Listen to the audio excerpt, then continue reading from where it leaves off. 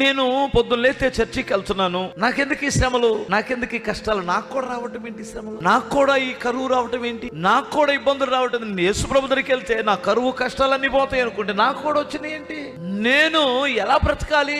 భయపడవద్దు. శ్రమ అనేటువంటిది భక్తులకు వస్తుంది. నీకు విధేయతను నేర్పించడానికి అయి ఉండొచ్చు, నిన్ను పరిపూర్ణుడిగా చేయడానికి కావచ్చు. శ్రమ దినమును నువ్వు కృంగిపోతే చేతకాని వాడు అవుతావు, చేతకాని దాని అవుతావు. కొంతమంది ఇప్పుడు మిమ్మల్ని నిందించేవారు, మిమ్మల్ని సూటిపోటు మాట్లాడేటువంటి వారు కూడా లేకపోలేదు. భక్తుడు అయితే నీకెందుకు ఈ శ్రమ అని దేవుని బిడ్డలు కూడా నిందిస్తారు. నువ్వు భక్తురాలు అయితే, నీతి మంచురాలు అయితే, నీచి మంచుడు అయితే మీకెందుకమ్మ ఈ కరువులు, ఈ కష్టాలు అనొచ్చు.